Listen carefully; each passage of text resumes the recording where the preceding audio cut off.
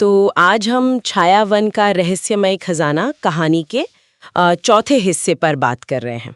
आपको याद होगा पिछली बार रोहन और आन्या मंदिर से निकले थे, ठीक उसके ढहने से पहले। जी हाँ, और वो स्वर्ण संरक्षक वो तो धूल बन गया था। हाँ लेकिन जैसे ही वो बचे एक नई मुसीबत में पड़ गए। बिल्कुल, वो छायावन में घुसे और घना कोहरा और वो बिछड़ गए। हाँ, जंगल ने आते ही क्या कहते हैं अपना रंग दिखा दिया। सही।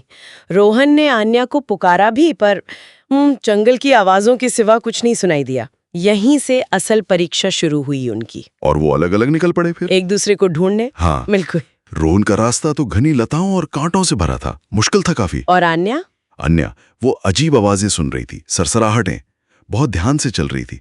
ऐसा लग रहा था जैसे जंगल उन्हें देख रहा हो, परख रहा हो। ये दिलचस्प है कि जंगल ने उन्हें अलग कर दिया, शायद ये दिखाने के लिए कि उन्हें अकेले भी मजबूत बनना होगा। हो सकता है। तो रोहन चलते चलते एक साफ सी जगह पहुंचा। पत्थर की जमीन थी वहां। अच्छा। हाँ, और वहां ना पुराने निशान खुदे हुए थे, प्राचीन। और अचानक एक पत्थर पर नक्शा उभर आया, चमकती हुई रेखाओं वाला। नक्शा कहाँ का? वो इशारा कर रहा था एक पेड़ की तरफ, सुनहरी पत्तियों वाला पेड़। उसे वन का हृदय कहा गया था नक्शे में। वन का हृदय, ये तो बड़ा रहस्यमयी लगता है। और आन्या, उसे क्या मिला? आन्या दूसरी तरफ, वो एक तंग सी घाटी में थी। वहां उसे एक पेड़ की जड़ के नीचे एक छोटा सा संदूक मिला। संदूक? उसमें क्या था? अंदर मखमल पर एक चाबी रखी थी, चांदी की, और उस पर वही निशान बना था जो मंदिर में देखा था। अच्छा, तो एक को नक्शा मिला, दूसरे को चाबी। ये देखिए कैसे अलग अलग चीजें मिली दोनों को, पर हैं एक दूसरे की पूरक। हाँ बिल्कुल, ये शायद उनकी अलग अलग ताकतों को भी दिखाता है जो मिलकर ही काम आएंगी। सही कहा। तो फिर वो मिले कैसे? रोहन नक्शे के पीछे पीछे गया। वो एक ऐसी जगह पहुंचा जहां पेड़ों से चांदनी छनकर आ रही थी, बिल्कुल शांत।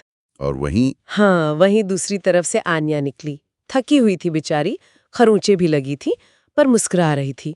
चलो, मिल तो गया आखिर। ये भी जंगल की मर्जी लगती है, परीक्षा पूरी हुई तो मिलने दिया। हाँ, और मिलते ही उन्होंने एक दूसरे को दिखाया कि उन्हें क्या मिला, नक्शा और चाबी। अच्छा। और तभी उन्हें ख्याल आया कि वो मंदिर वाला खजाना, वो तो मिला ही नहीं, या शायद गायब हो गया था, पता नहीं।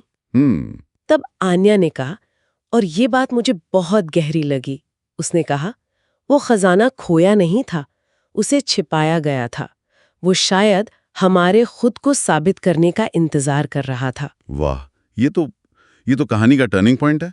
उन्हें ये एहसास हुआ कि जिसे वो मंजिल समझ रहे थे वो असल में मंजिल थी ही नहीं। हाँ, वो बस एक पड़ाव था, एक परीक्षा। बिल्कुल, असली लक्ष्य कुछ और है, कुछ बड़ा, जिसके लिए उन्हें पहले योग्य बनना था, ये समझना था कि वो इसके लायक हैं। और जैसे ही उन्हें ये समझ आया ना, उनके आसपास का जंगल हल्का सा चमका, एक सुनहरी रोशनी फैली। सच में? हाँ, और उनके सामने जमीन में नीचे की तरफ जाता हुआ एक रास्ता खुल गया। अरे वाह!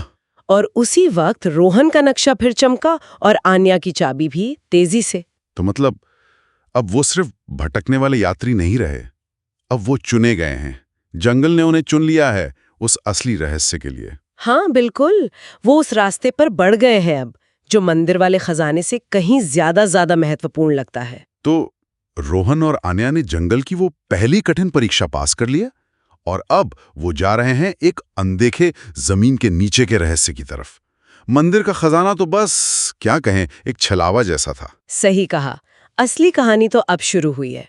और ये हमें सोचने पर मजबूर करता है कि आखिर ये असली खजाना या अंतिम रहस्य है क्या, जिसके लिए इतनी तैयारी, इतनी परीक्षाएं। हाँ, अगले भाग में जो छिपे हुए कक्ष की बात है, वहां क्या मिलेगा उन्हें? कोई पुराना ज्ञान, या कोई जाल, या शायद कोई और गहरा राज अपने बारे में ही? यही सवाल है अब उनके सामने भी और हमारे सामने भी। क्या वो तैयार हैं इसके लिए?